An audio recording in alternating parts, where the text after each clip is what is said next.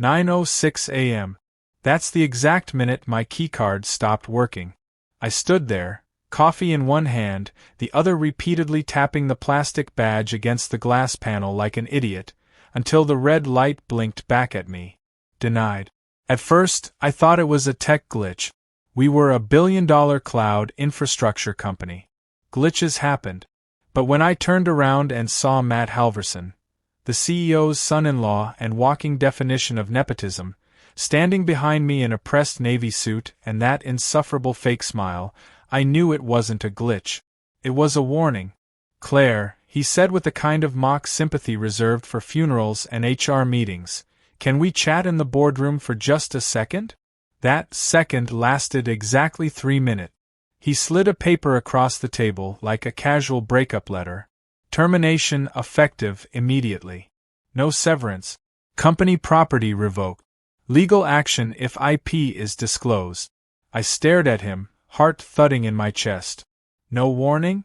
No explanation. Matt folded his hands like he was hosting a TED Talk. "It's not personal. Just restructuring. Legal has already signed off." But it was personal. He had always hated that I refused to report to him directly after his sudden, suspicious promotion. He once mocked me in front of the DevOps team for still using your maiden name like a college rebel. He didn't understand the irony. My maiden name wasn't rebellion. It was protection. So I stood. No drama. No raised voice. Just a single question. "Does Mason know you're doing this?" Mason Caldwell, the actual CEO, Matt's father-in-law, hadn't spoken to me in weeks. But his silence didn't mean ignorance. It meant calculation. He was letting his pit bull handle the mess while he kept his hands clean. I picked up the termination letter, folded it once, and slid it into my laptop bag. The same bag I'd carried every day since the patent was approved. The one that still held the original stamped document. Matt chuckled awkwardly. "If there's anything you need from IT or your—" "I'm good," I interrupted. "But thanks for the timing." He didn't get it. Not yet. But he would. Because what they didn't know, what no one in that glass tower boardroom ever bothered to check, was that the tech they were about to sell for $840 million still legally belonged to me. The woman they just kicked out without security escort or severance. And my name? Still on the patent. Not Claire Caldwell. Not Claire Thomas. Not even Claire H. Just Claire Hunter. My original name. The name on the core technology that powered 80% of their projected revenue. I walked out of the boardroom, past the marketing interns whispering about another firing, past the HR assistant pretending not to look guilty, and straight through the lobby without a word. No tears. No threats. Just a slow, deliberate smile. They thought they erased me. They just triggered a countdown. You don't spend 10 years building something from scratch without leaving fingerprints all over it. When I got home, I didn't cry. I didn't rage. I opened a drawer, pulled out the embossed envelope I'd sealed 5 years ago, and slid the patent certification across the table like it was a poker card in a high-stakes game. U.S. Patent # US 9840-117B2. Filed under Claire Hunter. Title: Adaptive Resource Load Framework for Scalable Cloud Distribution. The system they were about to sell to Horizon Cloud for $840 million? That was mine. Not just conceptually, but legally. Every line of foundational code was outlined in my filing. Not one of their lawyers had read the fine print, and not one person in the boardroom remembered I never changed the name on the patent when I married. They all assumed Claire Thomas, my married name, was the one tied to the system. But that name doesn't exist in the USPTO registry. Never has. Never will. I hadn't used my maiden name out of sentimentality. I'd used it because Dan Russo, my old mentor, the former CTO they pushed out in a quiet reorg, told me to. "You're brilliant, Claire," Dan had said one late night over stale pizza in the empty dev lab. "But you're also a woman in a room full of egos. Protect your work. File under your maiden name. Keep it clean. One day they'll forget, but you won't. That was the last real conversation we had before he got downsized, 2 weeks before our prototype launched. I didn't forget, and they didn't check. That night, I pulled out my personal laptop, the one not issued by the company, the one they didn't have access to, and scanned every folder. Every email from the early days, every time-stamped build, every Slack message where I pushed the original load balancer framework into the sandbox. They were all there. Clean. Precise. Undeniable. Then I searched LinkedIn. Dan Russo, a last seen consulting for mid-tier firms out in Seattle. I messaged him. Dan, it's Claire. They fired me. And they're about to sell my patent. Need to talk. Urgently. He responded 6 minutes later. Told you this day would come. Meet me tomorrow. 9 a.m. Tilda Cafe on 3rd. I stared at the screen, heart pounding, not with fear but with momentum. They thought firing me would erase me. But all it did was set the clock ticking. And when I dug through the company's public investor documents, easily available online, I saw it. Horizon Cloud's merger announcement. Scheduled to be finalized in 18 days. They were about to transfer tech they didn't own. And when that deal collapsed, the fallout wouldn't hit me. It would hit them. The coffee at Tilda Cafe tasted like rust, but I wasn't there for the brew. Dan Russo sat in a back booth, nursing an espresso with that same crooked smirk from years ago, part genius, part grenade. He didn't stand up. Just nodded. You brought it. I slid a manila folder across the table like it was radioactive. Inside, a printed copy of my patent certificate, annotated build history, and screenshots of early commits with my signature embedded in the metadata. Dan whistled low. Damn. You really kept everything. Of course I did, I said. I built it. Dan leaned back, studying me. They fired you, didn't they? At 9:06 a.m. On the dot. Right after I submitted the updated scaling framework. No explanation. Just done. He didn't act surprised. Let me guess. The boy wonder did it? Cole. I nodded. Cole Ashford. CEO's son-in-law. MBA with more ego than experience. Got hired as Chief Strategy Officer 3 months after marrying the CEO's daughter. Since then, he'd been rearranging teams like puzzle pieces, most of which didn't fit. He said I wasn't a culture fit, I said. Dan scoffed. You mean you knew more than him? I pulled out my phone and showed him the Horizon Cloud press release. $840 million valuation. Merger terms under final legal review. Estimated close, 18 days. They're about to sell something they don't own, I said. I need to stop it. Dan drummed his fingers. You want revenge? No, I replied. I want control. And justice. And if it costs them everything, then maybe that's just a bonus. He grinned. You're speaking my language. Then Dan dropped the bombshell. You remember Mason Green? He asked. My brow furrowed. The IP lawyer? Yeah. He's in-house counsel at Horizon Cloud now. If we give him a reason to delay the acquisition, he will. An apex? I asked. They're vultures, Dan said. But careful ones. If they think your patent puts the deal at risk, they'll freeze the process in seconds. That was all I needed. That afternoon, I sent an email from a burner Gmail account. To Mason Green, Horizon Cloud Legal. Subject. Urgent IP conflict, U.S. patent hashtag US 9840-117B2. Body. Dear Mr. Green, before your company finalizes the Pinnacle acquisition, you should verify that the adaptive load framework is legally assignable. It is currently registered under Claire Hunter, Independent. Not Pinnacle. Not licensed. Not for sale. Documentation available upon request. Regards. A concerned contributor. 6 hours later, I got a reply. Short, blunt, and perfect. Requesting meeting with Claire Hunter regarding IP rights. Please confirm availability within 48 hours. The next day, I got a call from Avatran, Pinnacle's head of HR. Claire, she began, using that fake sweet tone she'd perfected in exit interviews, we'd like to invite you to return for a brief meeting. There may have been some miscommunication. Sure, I said. How about 9:06 a.m.? Silence. Then a tight laugh. Let me check Mr. Ashford's availability. Pinnacle's office looked the same. Sleek glass, expensive silence, and the smell of fear disguised as lavender air freshener. But something had changed. Me.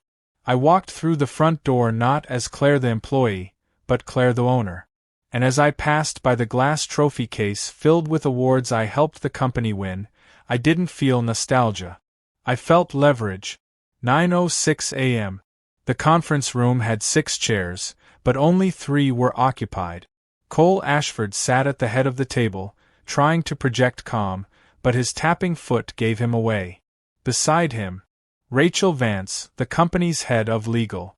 Across from them, Ava Tran, still smiling like we were here to talk about opportunities. Claire, Cole said with a smirk. Glad you could make time.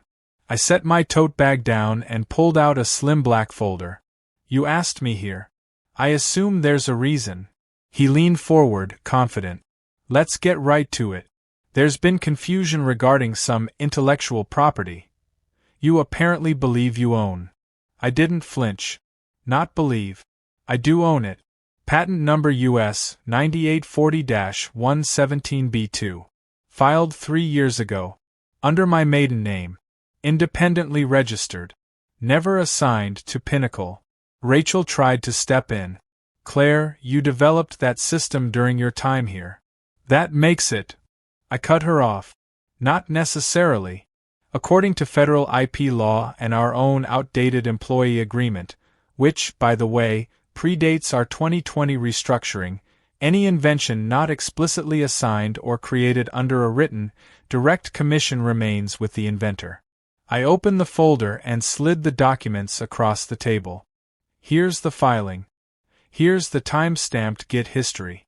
And here's the signed, but unenforced, transfer contract you never followed up on. I never received compensation. I never signed the final assignment. You let it lapse. Cole's face hardened. You're holding the company hostage. No, I said calmly. You fired me. That was your choice. Now you're dealing with the consequences. The silence after that wasn't just awkward, it was deafening. Ava cleared her throat. Look, we understand your frustration. This doesn't have to be adversarial. That depends, I said, on how long you continue trying to pretend like I don't exist. Cole tried again, this time with a different angle. The desperation started to show. We're prepared to offer you a generous compensation package and a formal acknowledgement in the Horizon Cloud acquisition. I raised an eyebrow. You want me to sign over ownership of the patent to a company I no longer work for, after being dismissed without severance, without cause, and without dignity? He didn't reply. So I leaned in.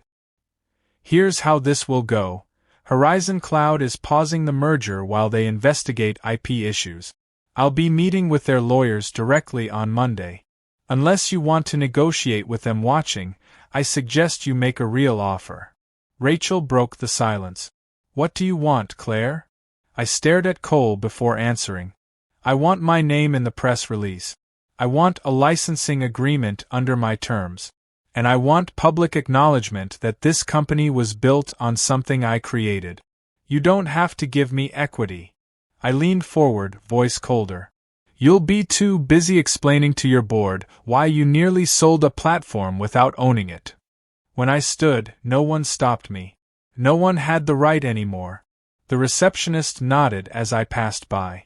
Same smile. But this time, I wasn't walking out unemployed. I was walking out powerful. Monday morning arrived like a warning. My inbox was unusually quiet. No recruiter spam, no meeting invites from ex-colleagues pretending to care. Just one email sat at the top of my inbox. Subject: Licensing Terms Proposal. From Cole Ashford. I opened it without blinking. The PDF was titled Bridge Agreement, a poor attempt at sounding diplomatic. Their offer? $250,000 one-time buyout.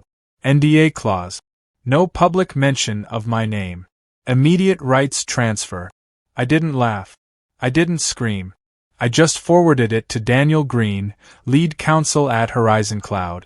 By noon, I was on a video call with Horizon Cloud's team.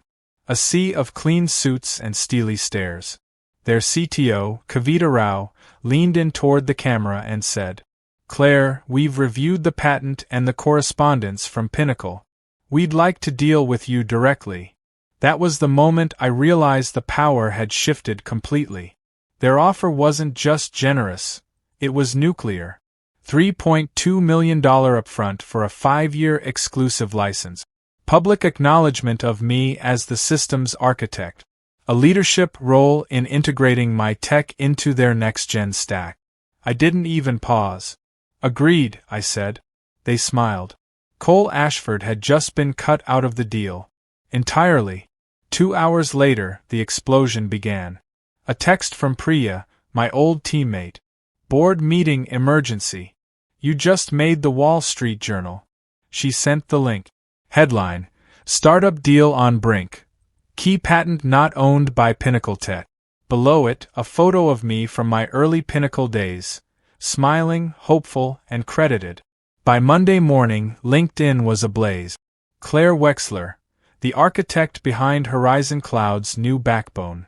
My inbox flooded, job offers, interview requests, podcast invitations. People I hadn't spoken to in years suddenly remembered my name. But what mattered most was the voicemail I received at 10:42 a.m. It was Cole. He sounded different. Exhausted. Cornered. "Claire, we need to talk. The board's furious. Horizon's legal team froze the merger. They're questioning our leadership. We can fix this. Just give me a chance to fix this." I didn't respond. Instead, I met with Horizon Cloud's executive team on Tuesday in San Francisco. Their office overlooked the water, their glass conference room glowing with late-morning sun. Kavita greeted me personally. "Your story," she said, "is the kind we build legacies on." I wasn't sure what that meant, until she pushed a folder toward me. Title: VP of Strategic Systems, a Horizon Cloud. Package: $400,000 base, equity, signing bonus, relocation, autonomy. No one asked me to give up my patent. They asked me to lead with it. As I sipped a macchiato in the courtyard afterward, I reflected. 2 weeks ago, I was fired by a man who didn't even know my full name. Now I was negotiating from the top of the food chain. They fired me at 9:06 a.m. But at 9:06 p.m. tonight, they'd be reading the news. That the merger collapsed. That I walked into the fire, and came out holding the mat. I never planned to be a CEO. Not really. But sometimes, the world doesn't ask what you're ready for. It just hands you the blueprint, burnt at the edges, and says, "Build." A month after I joined Horizon Cloud, the dust from Pinnacle's implosion had finally settled. Or so I thought. The final dagger came during an emergency shareholder call, one that leaked within 15 minutes. Due to a mismanagement of core IP, Cole's voice stammered through static. The merger with Horizon Cloud is officially dissolved. The board has requested my resignation. He sounded like a man gasping for oxygen in a room he thought he owned. I was sipping tea on my new office balcony when it aired. Didn't even flinch. But this wasn't about revenge anymore. That phase had passed. I had a team now. Real engineers, coders, strategists. People who respected the work, not just the title. And most importantly, a vision. We weren't just improving Horizon Cloud's stack. We were building Orion, a new infrastructure layer designed entirely around sustainability, scalability, and data ethic. The very things Pinnacle claimed to care about but buried under bureaucracy and bro-culture. Then came the twist I didn't see coming. Daniel Green, my lawyer, forwarded me a letter from the U.S. Department of Innovation and Technology. Subject line: Nomination confirmed. Claire Wexler a National Award for Innovation in Enterprise Systems. Below that, an invitation to keynote a tech summit in DC. To talk about IP ownership, gender bias, silent genius finally speaking up. I stared at the screen for a full minute, and then I cried, not out of sadness, but because, for the first time, I felt seen.